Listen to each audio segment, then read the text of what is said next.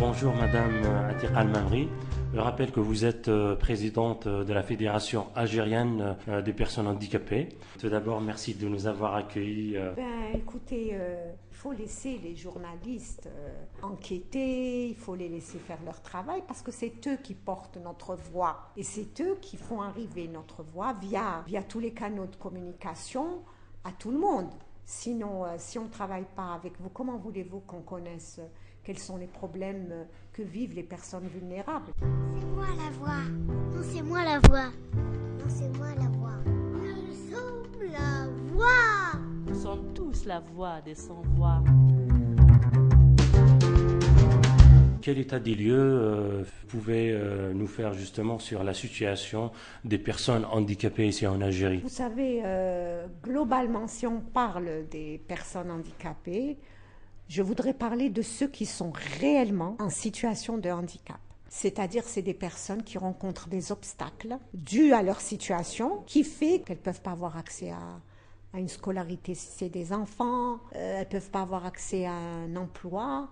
Il y a aussi les comportements discriminatoires, il y a l'environnement physique qui les empêche, par exemple, si vous habitez un 12e étage sans ascenseur, en plein centre-ville d'Alger, dans un vieil immeuble, eh ben, vous êtes prisonnier, vous ne sortez pas. Or, vivre, être citoyen, c'est participer à la vie de tous les jours et non pas vivre en marge de notre société. Les lois sont faites justement pour que les personnes qui sont en difficulté, les personnes en situation de handicap en particulier, puisqu'on en parle, puissent participer sur le même pied d'égalité que les autres citoyens. C'est pour ça que je vous dis que c'est global, c'est trop vaste. Je ne pourrais pas vous en parler, mais je vais vous envoyer quand même quelques pistes.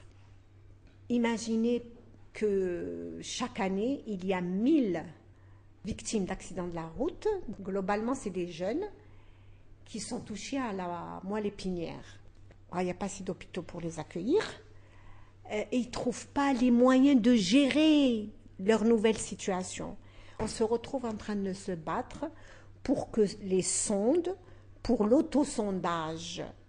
Vous savez, moi je trouve que nos jeunes sont formidables, ils acceptent leur situation. De toute façon, il n'y a pas d'autre solution, vous acceptez. Mais quand vous ne trouvez pas les moyens de gérer dignement cette nouvelle situation, quand on est en train de supplier la CNAS de rembourser ces sondes, alors elles ne sont pas remboursables, alors que la caisse militaire les rembourse. Alors que nos pays voisins les remboursent. Et c'est les médecins réadaptateurs qui les prescrivent. C'est le seul moyen de vider une vessie qui est incontinente et qui permet aux jeunes d'être tranquilles. Il a vidé sa vessie à l'aide d'une sonde. Voilà un des problèmes. Je vais vous dire aussi la scolarisation des enfants.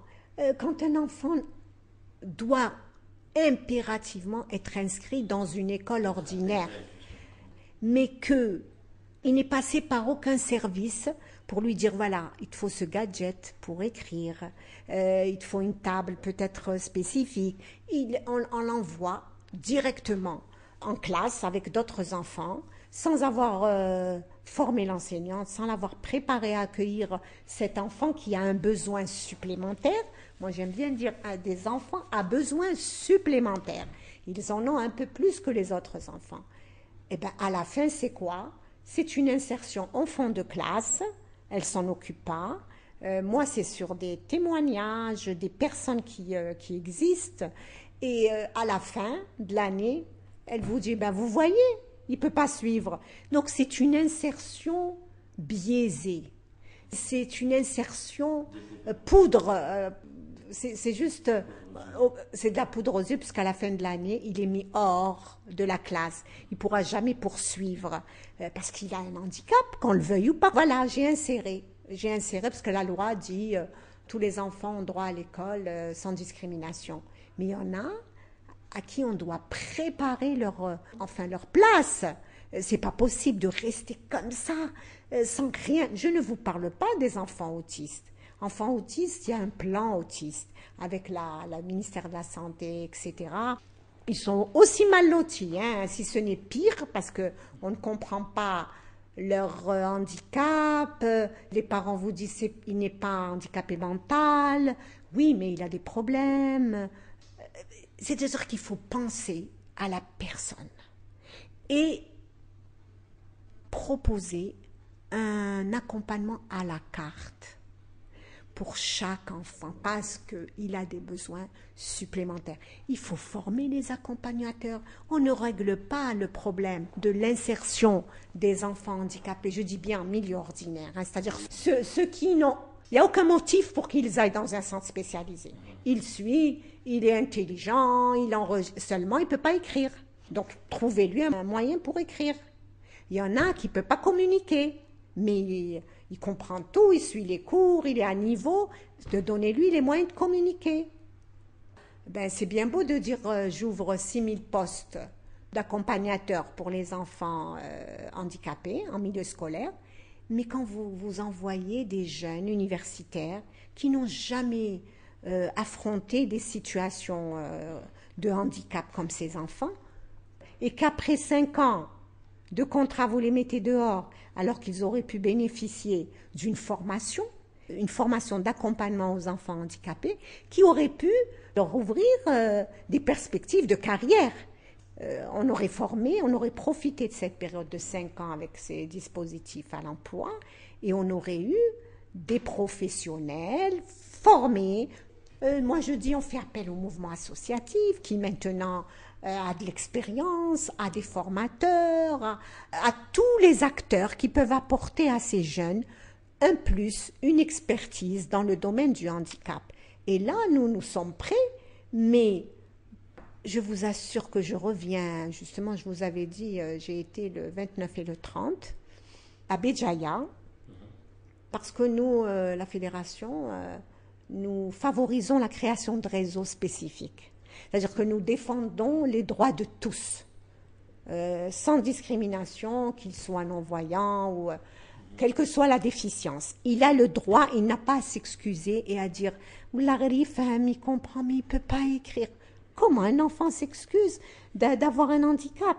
Moi, ça me met hors de moi. Donc, je vous disais, on a mis en place un réseau de parents d'enfants IMC, donc les enfants IMC, qui a pour objectif de rassembler toutes les associations et qu'elles puissent faire un plaidoyer auprès des pouvoirs publics pour que leurs enfants puissent avoir accès à une prise en charge multi-acteurs. Alors, qui sont ces enfants? Vous savez, on a beaucoup parlé de la parturiente de Djelfa, qui a été renvoyée par plusieurs hôpitaux et qu'à la fin, le stress et tout, elle est décédée. Mais moi, je vous parle aussi des milliers de mamans qui ne sont pas décédées, alhamdoulilah, mais dont les conséquences ont rejailli sur l'enfant. Le délai d'accouchement a été dépassé, l'enfant s'asphyxie, on appelle ça l'asphyxie néonatale. Quand l'enfant naît, il est tout violé parce qu'il a dépassé la limite. On a tellement fait courir la maman. En plus, quelquefois, les blocs opératoires, il faut opérer en urgence, ils sont déjà occupés. Ça se répercute sur l'enfant. Vous vous attendez à un beau bébé sans problème. Bon, on le réanime et tout. Mais vous ne voyez pas les conséquences tout de suite. C'est au cours de son développement. Vous vous apercevez qu'il ne tient pas sa tête. Vous vous apercevez qu'il ne s'assoit pas, tout son développement psychomoteur en a pris un coup, il ne s'assoit pas au moment où tous les enfants commencent à s'asseoir vers 3-4 mois, il ne communique pas beaucoup. Eh bien, c'est ces enfants qui ont besoin d'une prise en charge précoce pour réduire les conséquences de cette asphyxie néonatale. Il leur faut un orthophoniste, après un orthopédiste, parce qu'ils sont très spastiques. Ils ont besoin d'une prise en charge pluridisciplinaire. Et donc, à Béjaïa, j'ai beaucoup aimé, ils ont formé l'équipe pluridisciplinaire avec des gens de l'hôpital, des gens de l'université, des gens du secteur privé, qui ont formé cette équipe et qui sont prêts à accueillir les enfants, chacun dans sa spécialité, pour lui élaborer son projet personnalisé de soins.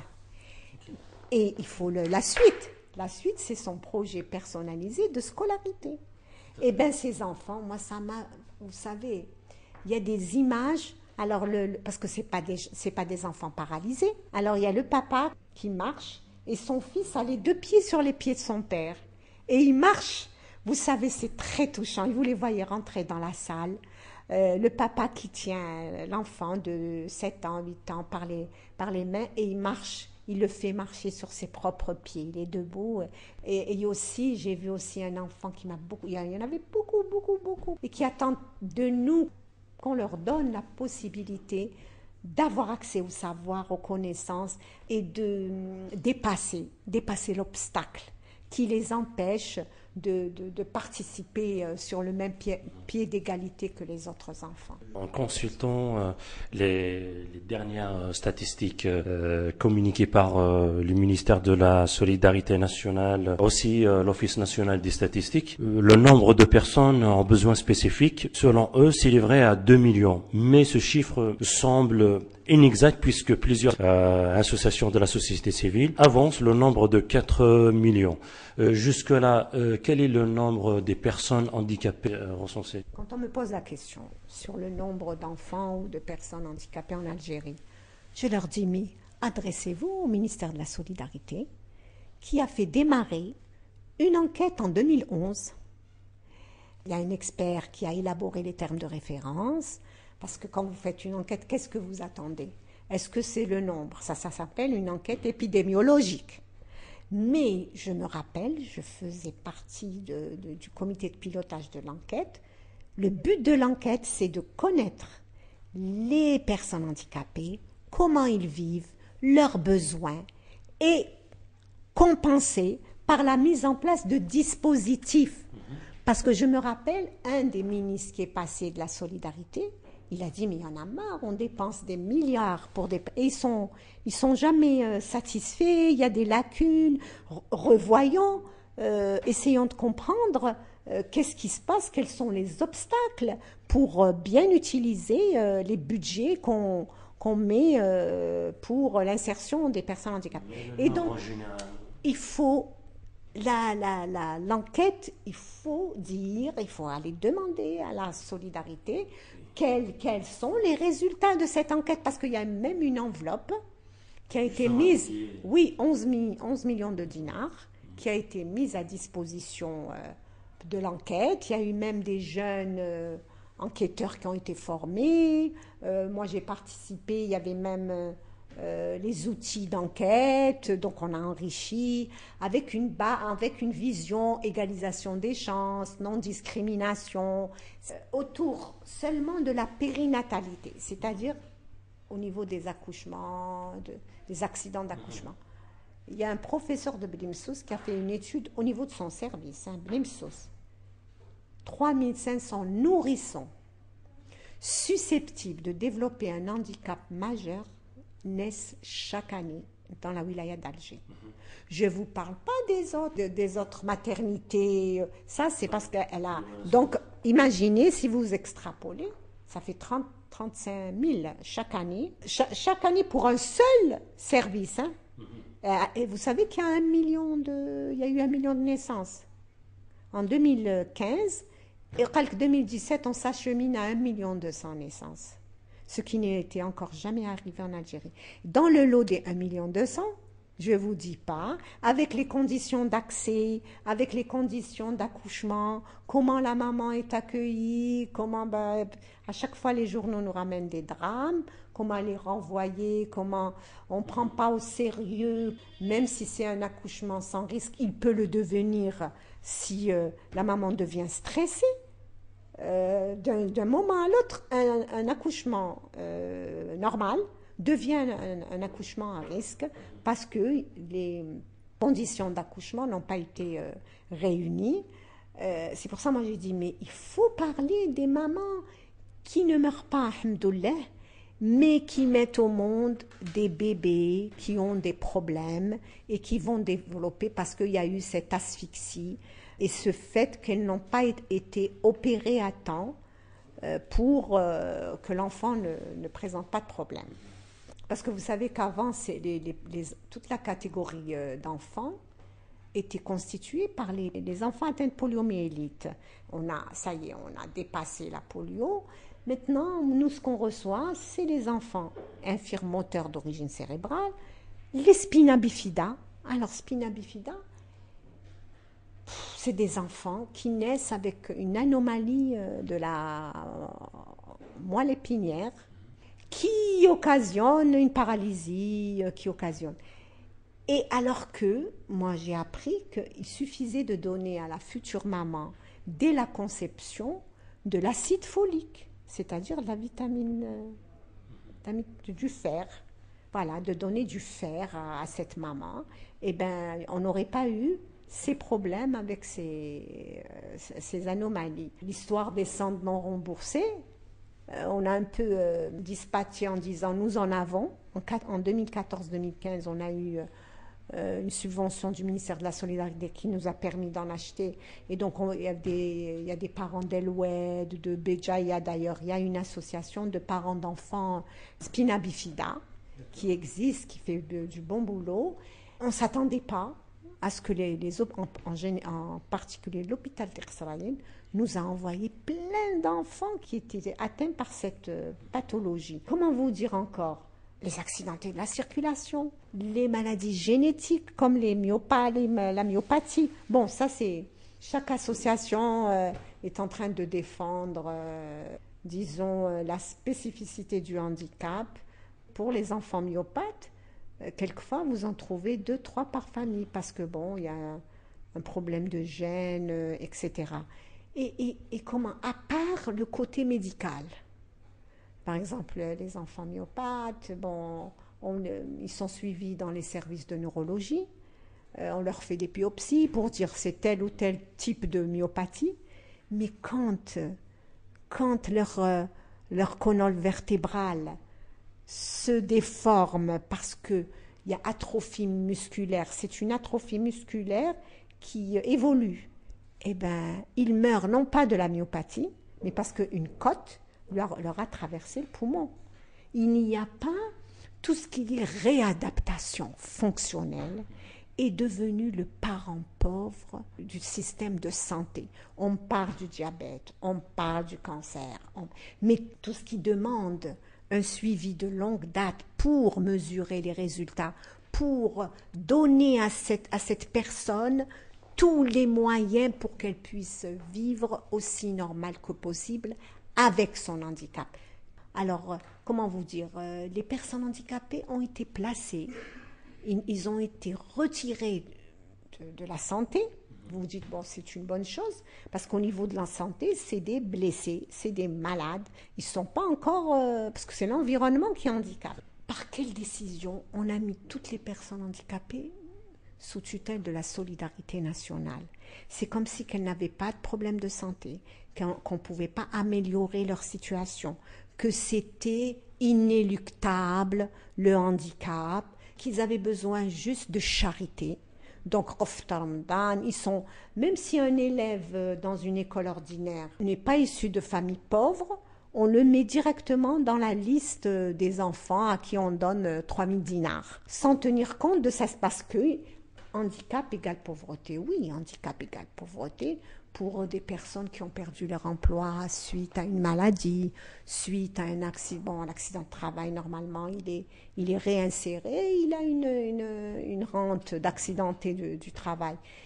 Ils ont moins de chances d'avoir des rentrées d'argent parce qu'il y a le handicap, c'est vrai. Donc, ils grossissent le lot des personnes nécessiteuses, mais pourquoi voir que l'aspect nécessiteux et non pas l'aspect citoyenneté? L'État doit mettre à disposition des personnes qui ont un handicap, je dis un handicap, les moyens de participer à la vie de la société. Et je vais vous donner un exemple. Le handicap est tributaire d'un pays où il y a une bonne santé financière, où toutes ces conditions font que les personnes handicapées, par exemple, vous allez en Suède ou en Hollande, ou il y a même un Algérien, j'ai reçu la maman, ça fait une semaine, qui est parti, pour vous dire, qui est passé par la Belgique, Il paraît qu'on lui a dit, bon, il n'a rien. Non, non, on est venu en touriste. Alors lui, il avait plein de complications parce qu'il a été mal pris en charge car il n'y a pas les services nécessaires pour le prendre en charge. Elle l'a emmené en Belgique. De Belgique, elle est rentrée à Paris. Elle a vécu moult problèmes. Elle a pu avoir accès, parce qu'elle a un certain niveau d'instruction, à certaines aides. Il y a une avocate qui l'a aidée. Maintenant, son fils, c'est quelqu'un à la veille de commencer un métier de pompier. Il fait 1,85 m. Il a été avec ses copains à la plage, il a plongé, il s'est mal redressé, il a craqué les cervicales. Et du coup, il est même touché aux mains. C'est un tétraplégique. Il a maintenant 30 ans. Elle a laissé un hôpital de réadaptation. On lui a donné un appartement. Il y a une voiture qui vient adaptée, qui vient le chercher. Ici, vous l'arrêtez, ce sont des héros, les personnes handicapées. En tenant compte de ces conditions. Des qualités intellectuelles, des facultés intellectuelles. Vous savez, puis les parents vieillissent. Je ne parle pas seulement des personnes handicapées, mais de toutes les personnes qui, à un certain moment, sont dépendantes des personnes âgées, qui perdent beaucoup de leurs facultés, qui ont besoin que quelqu'un les aide à se baigner, à cuisiner. Et bien, tout ça mène de neige. Alors, comment vous dire, c'est des situations dramatiques. Lui, il s'appelle Omar.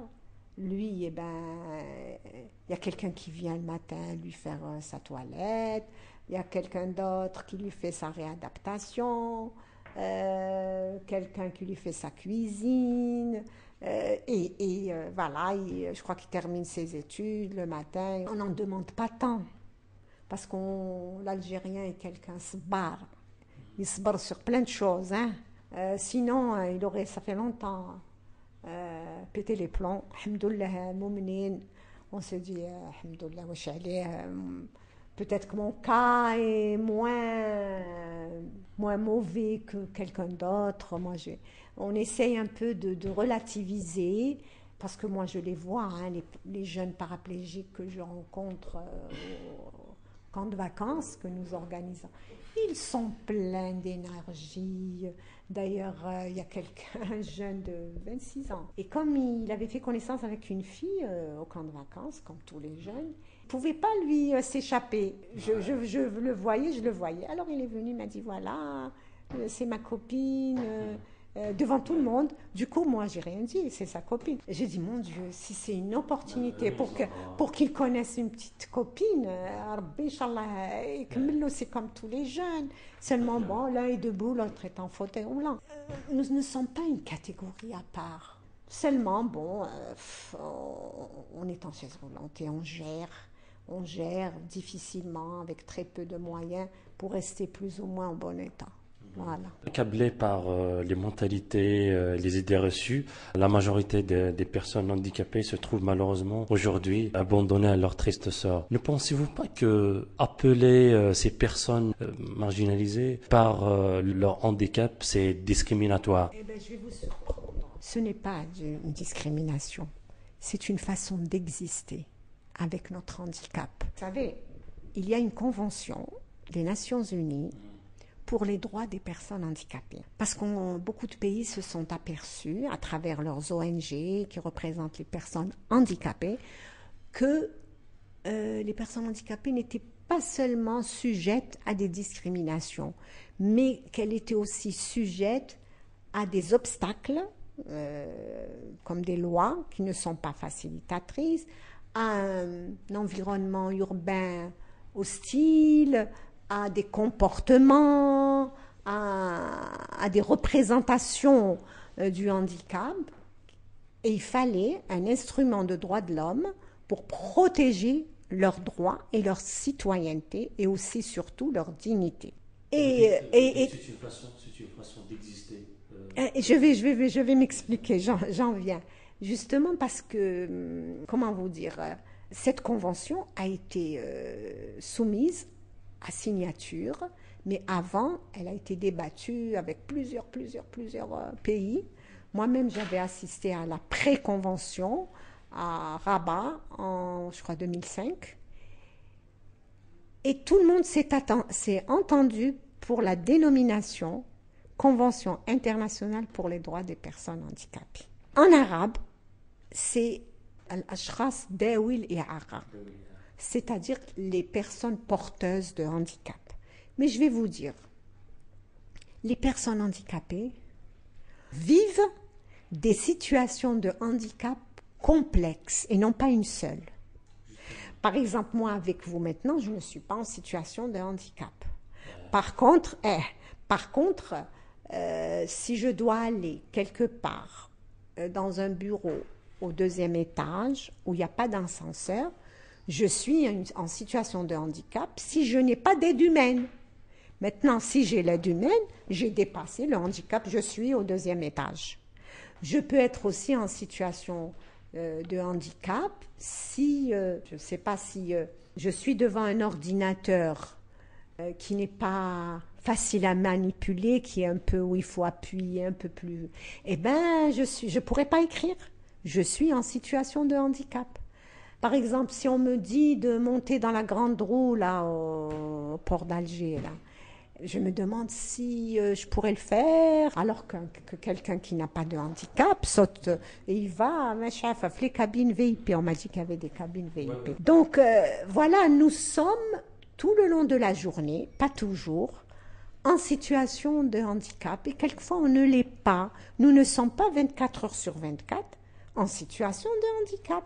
Et donc, moi, je suis pour l'appellation, surtout dans notre pays, et je respecte la Convention, je préfère qu'on parle de personnes handicapées, parce que c'est bien beau de nous masquer à travers des besoins spécifiques.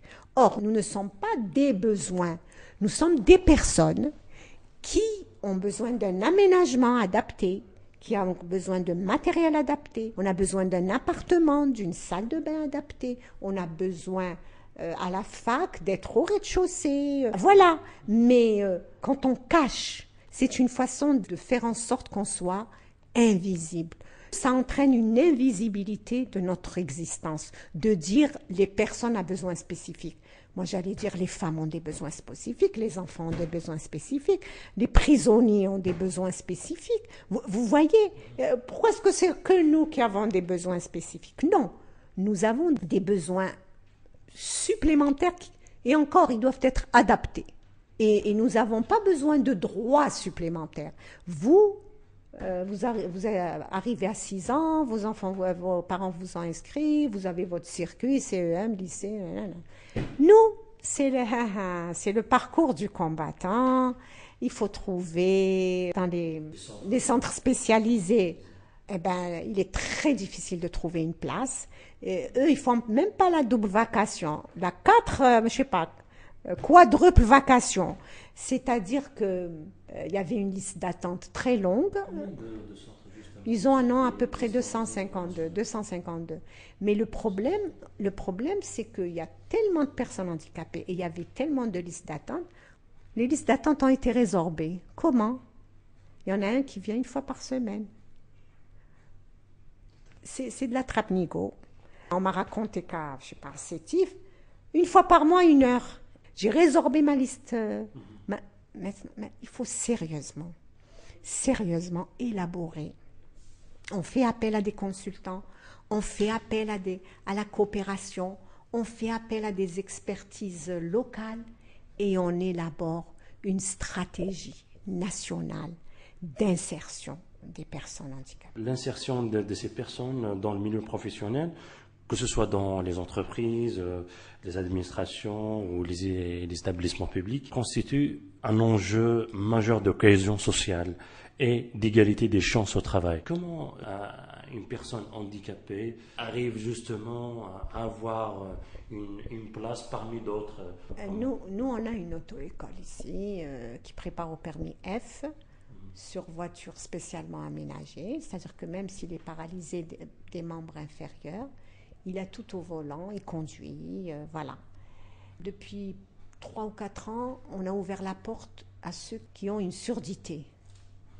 Donc, nous avons des candidats sourds qui passent leur permis. Ça, c'est pour vous dire que le handicap, c'est un problème d'aménagement et de compensation. compenser le handicap, le compenser avec une voiture adaptée, avec du matériel adapté, avec une maison adaptée, etc., etc. Il faut se dire handicap égale adaptation. Et vous savez, même dans nos pays développés voisins, ils ont un gros problème d'insertion professionnelle. Ceux qui n'ont pas de gros handicap, c'est-à-dire quand je dis qu'il n'a pas besoin que son poste-travail soit aménagé, qu'il n'a pas besoin que son bureau soit au rez-de-chaussée, voilà. Et qui a, attention, et qui pèse professionnellement. C'est pas de la charité. C'est-à-dire qu'il doit prouver qu'il est mieux que les autres et qu'il fera mieux que les autres avec ses diplômes. Et il ne faut pas se dire c'est pas de la charité. Moi, il y a une jeune ingénieure en biologie qui m'avait dit mais madame, faites-moi une lettre. Alors j'ai dit ils vont vous... Et encore, à l'époque, il n'y avait pas les dispositifs. Hein. J'ai dit si je vous fais une lettre, ils vont vous embaucher par charité. Et il n'y a pas de charité. Montrez vos preuves. Attends, il y a le droit, mais il y a aussi... Il faut que vous soyez concurrent par rapport à d'autres. C'est vrai que peut-être au début, il va vous faciliter les choses. Mais après, dans l'équipe, il faut qu'on ne sente pas. Il ne faut jamais mettre son handicap en avant. Et il ne faut pas, comment vous dire, attendre de vos collègues. Il faut que vous soyez aussi agressif qu'eux sur le marché du travail. Maintenant, qu'est-ce qu'il y a qui facilite? En ce moment, tous les dispositifs d'insertion, DAIS, il y a une circulaire qui favorise en priorité les personnes handicapées. Mais du point de vue boulot, vous savez, on ne peut pas tout faire, la fédération. Il faut qu'on arrive un jour à ce qu'il y ait des associations spécifiques dans un domaine. Association pour l'insertion à l'emploi des personnes handicapées, association pour l'accompagnement des enfants handicapés à l'école, association pour l'accès aux soins. En ce moment, on est accablé de partout. On parle d'emploi, on parle de scolarité, on parle de loisirs, on parle d'accessibilité. Ce sont des associations de personnes handicapées, mais elles n'ont pas d'identité propre avec un mandat bien cadré. Il est handicapé, il a créé une association et après il va courir après Ruftamdan. Je vais être un peu sévère, mais nous, on est en train de beaucoup former les associations qui sont affiliées à l'accueil des personnes handicapées, à l'accueil des enfants. D'ailleurs, le 13 novembre, on met en place une formation pour mettre en place le fonctionnement d'une cellule d'accueil. Il faut qu'il ait des outils, comment il accueille la personne, qu'il ait des outils pour l'accompagner, qu'il ait déjà dans cette cellule un schéma d'acteur. Est-ce qu'il y a une dynamique économique pour celui qui vient chercher un emploi? Pour les enfants, voir si cet enfant était à l'école, est-ce qu'il a été une heure ou une année ou une journée à l'école. Cette cellule, c'est le vivier, localement, d'informations qui va permettre à l'association locale de bâtir une stratégie avec les pouvoirs publics pour répondre aux besoins des personnes handicapées. Mais ici en Algérie, c'est un phénomène qui fait défaut où les personnes en situation de handicap n'arrivent toujours pas à trouver justement leur place dans le milieu professionnel. Vous savez, il ne faut pas céder à la facilité. Aller vers un dispositif, voilà, la circulaire dit que et vous êtes 5 ans un peu à l'abri, plus ou moins pécuniairement. Non, il faut se donner toutes les chances de renforcer ses capacités. Il faut être vendable à une société qui trouvera que vous êtes plus performant que quelqu'un d'autre. Le milieu professionnel ne fait pas de cadeaux. Il faut à chaque fois renforcer ses capacités dans tel et tel domaine, apprendre les langues si c'est nécessaire, se forger des bagages. Parce que l'autre a la même enseigne que tous les jeunes universitaires qui ne trouvent pas. Et il faut que lui marque la différence. Celui qui arrive sur le marché du travail, il faut qu'il se dise « je dois être plus compétitif et je dois faire mes preuves », mais qu'il ne se contente pas de mettre en avant son handicap. Son handicap lui servira à avoir la petite allocation sur 5 ans et il sera tout le temps en train de vouloir renouveler son contrat. Il faut qu'il soit agressif, qu'il sache se vendre et qu'il oublie son handicap.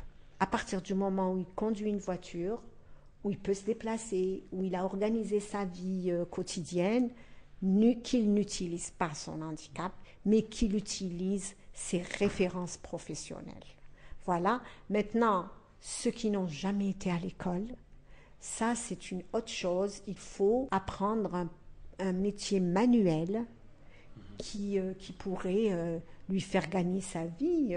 Je ne sais pas, il y a des centres de formation professionnelle qui offrent une diversité de formations.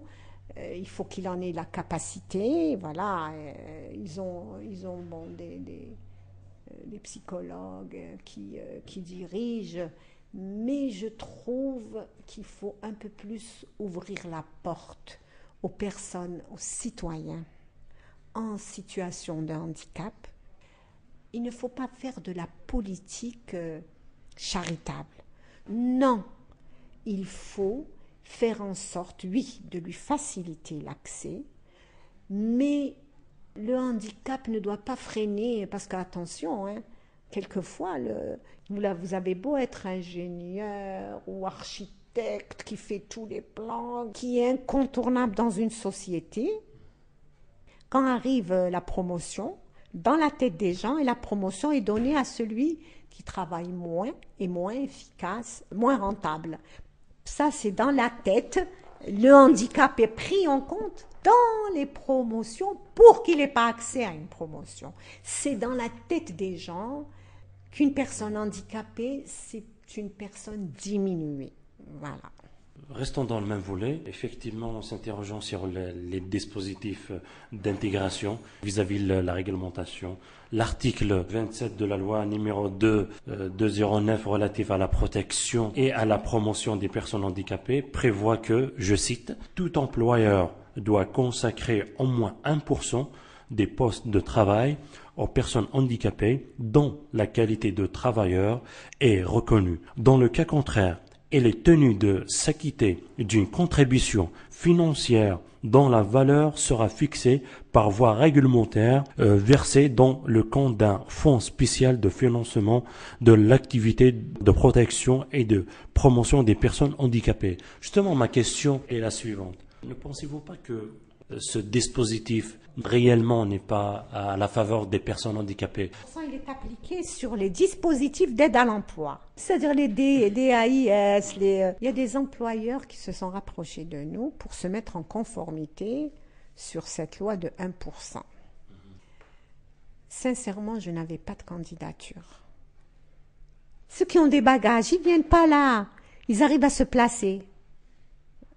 Ils arrivent à se placer eux-mêmes. Je n'avais pas, en tant que fédération... C'est des exemples. Non, nous n'avions pas de candidature qui répondait à leur profil. Par contre, moi, je trouve que les employeurs sont volontaires pour embaucher une personne, pour se mettre en conformité des 1%. Moi, j'ai eu quand même 2 ou 3 employeurs qui nous ont contactés. La dernière en date, ils voulaient quelqu'un pour l'accueil, pour...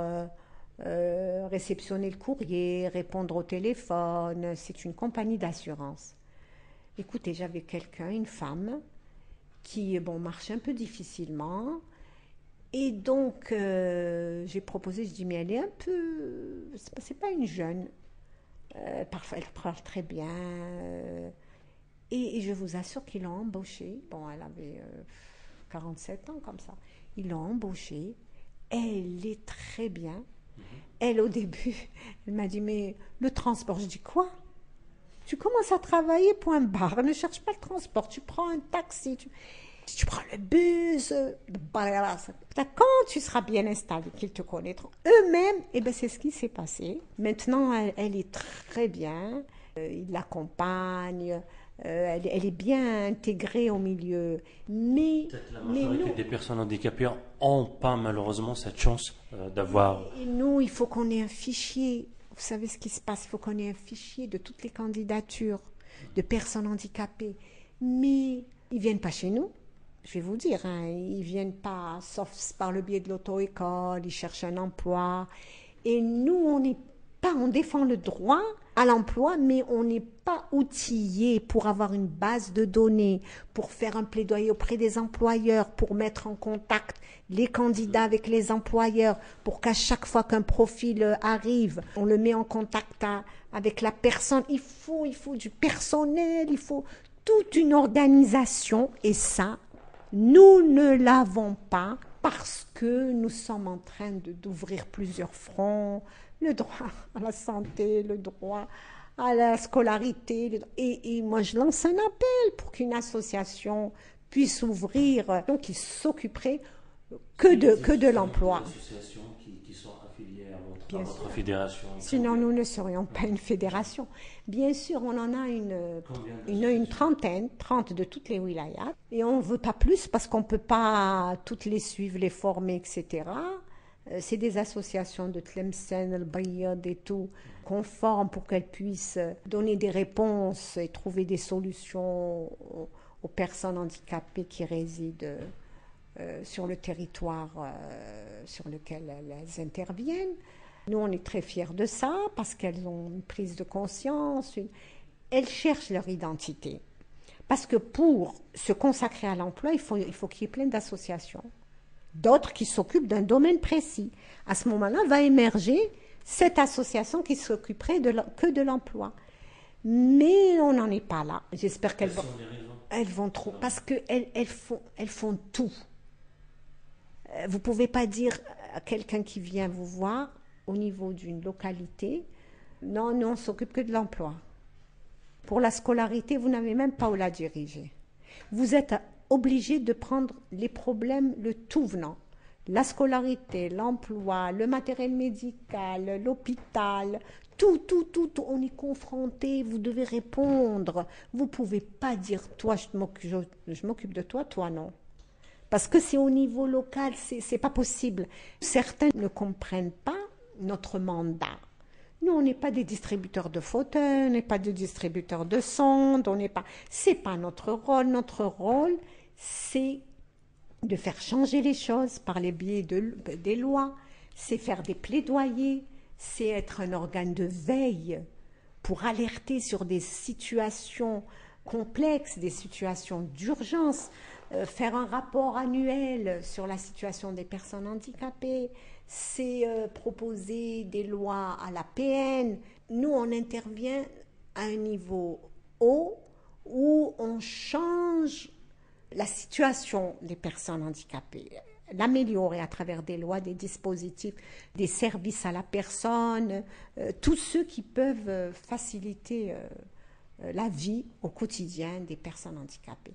Mais il faut qu'on crée des associations de proximité qui iraient à la maison, qui feraient un état des lieux et qui, par exemple, mettraient telle personne qui ne peut pas aller à la polyclinique, la mettrait en contact avec la polyclinique. L'infirmier se déplacerait jusque pour des soins d'escar, pour une grippe. Vous voyez, c'est toute cette proximité qu'il faut mettre en place. Cet enfant qui ne peut pas aller à l'école, que l'association fasse un diagnostic de sa situation, de quoi il a besoin, qu'est-ce qui se passe, faire le suivi avec l'enseignante, voir s'il fait des progrès, veiller à ce qu'il ne soit pas exclu, voilà. Qu'en est-il de la situation des enfants handicapés dans le milieu scolaire? J'ai vu que Madame la ministre de l'Éducation, que j'admire beaucoup, parce qu'elle a beaucoup de courage, et on sent qu'elle construit petit à petit une stratégie. Une stratégie pour que nos enfants soient éduqués d'une manière aussi citoyenne que possible et qu'elle fait face à beaucoup de détracteurs. Donc vraiment, moi je l'admire beaucoup et je la soutiens. Maintenant, moi j'ai compris que face à tous les problèmes qu'elle rencontre, ça lui fait un peu peur, les enfants handicapés. Parce qu'elle sait qu'elle n'a pas les compétences requises. C'est des enfants qui ont les mêmes droits. L'Algérie a ratifié la convention. Il faut faire face à ces enfants, les scolariser. Et je trouve que l'Algérie pourrait sortir du lot des pays et donner son expérience dans l'insertion. Mais là, Farid, je voudrais vous dire que moi, je demande à nos dirigeants de nous faire confiance, nous, la société civile. Nous, on avance par rapport aux problèmes qui nous intéressent. Et donc, faites-nous confiance. Nous souhaiterions être leurs alliés. Il n'y a aucune honte à rassembler nos efforts. Nous ne les mettons pas en difficulté en disant « vous ne savez pas ». Mais nous voulons leur dire « ensemble, nous saurons ». Mais chacun dans son coin, personne ne saura. Moi, je suis contente qu'elle ait eu le courage de dire « je suis impuissante, je ne sais pas insérer les enfants handicapés ». Et insérer, ce n'est pas accepter un enfant dans une classe et ne lui donner aucun moyen pour qu'il participe sur un pied d'égalité avec les autres enfants. C'est des insertions politiques, ce que j'appelle. C'est-à-dire des insertions pour dire on a inséré. Mais ce n'est pas vrai. Un enfant se plaignait que son enseignante ne l'interrogeait jamais. Il habite là, pas loin, Bertota. Et elle lui disait, mais toi tu es malade, dors. Regardez, il y en a un autre, au moment de la photo de fin d'année, a oublié le petit garçon en chaise roulante dans la classe. Elle l'a oublié. Tous les enfants ont paru sur la photo et lui, il ne pouvait pas se déplacer. Il est resté dans sa classe. Il a beaucoup pleuré alors qu'il avait mis ses plus beaux habits comme tous les autres enfants. Donc, elle a corrigé. Moi, je remercie Madame Benrabarit. Elle a corrigé cette grosse erreur de la part de l'enseignante. Elle a traité le dossier. Elle a rencontré l'enfant. Elle s'est photographiée avec lui. Et on m'a raconté qu'il y avait plein de chaînes de télé. Elle a dit, je demande à cet écolier de me pardonner. De pardonner l'éducation nationale de l'avoir fait pleurer. Et moi, je trouve que ça, c'est formidable. C'est une grande dame. En lisant les différents journaux d'aujourd'hui, je cite intégralement ces propos, l'État n'a pas les moyens de prendre en charge les enfants en besoins spécifiques. Quelles sont justement vos réactions ? Ce mot de l'État n'a pas les moyens. Vous savez, ils n'ont pas tellement besoin de moyens. Ce n'est pas une question de moyens. C'est une question de professionnalisme. C'est une question de s'ouvrir à ces enfants. C'est une question d'intégrer ces enfants dans la politique globale du ministère de l'Éducation, au même titre que les enfants nomades, au même titre que les enfants nécessiteux, au même titre que les enfants malades. Il y a une loi qui permet de détacher dans les hôpitaux où l'enfant séjourne longuement des enseignants. Donc, ce qu'on peut faire, continuons avec les enfants handicapés. L'État n'a pas à s'avouer impuissante. Elle a l'obligation, sinon, d'insérer tous les enfants, quelle que soit la situation. Sinon, elle serait accusée de discrimination selon la Convention. Ce serait quand même affreux de dire « je ne peux pas m'occuper de ces citoyens ». Ce sont des citoyens et l'Algérie a dans l'obligation de se référer aux engagements qu'elle a faits en adoptant et en ratifiant la Convention internationale relative aux droits des personnes handicapées. Je tiens à souligner que certains enfants ne sont pas directement insérables en milieu ordinaire. Il faut qu'ils passent par des services spécialisés pour apprendre à écrire, pour apprendre. Mais le centre spécialisé ne doit pas être une fin en soi, mais une passerelle vers l'insertion et la socialisation avec les autres enfants. Nous, depuis des années, la Fédération fait des plaidoyers en faveur de la scolarité des enfants handicapés, en faveur de l'emploi, en faveur de la formation professionnelle. Nous avançons et nous ne permettrons à personne de dire « arrêtez-vous » parce qu'on n'a pas les moyens. C'est impensable qu'on parle de conjoncture économique mauvaise. Déjà, quand ça allait bien, il y a des difficultés pour avancer. Nous avancerons, quelle que soit la situation économique de notre pays. Il y a un peu d'argent qu'il y en ait aussi pour les personnes handicapées. C'est le partage entre tous les citoyens et nous n'accepterons jamais que la population des personnes handicapées puisse payer les frais d'une crise économique. Merci Madame Atiq Al-Mamri. Je rappelle que vous êtes présidente de la Fédération algérienne des personnes handicapées. Merci encore une fois de nous avoir accordé cette interview pour la radio des Sans-Voix. Et moi je remercie Farid d'être venu vers nous et je vous souhaite plein de succès pour votre radio et faites parvenir nos voix très haut, très haut, très haut.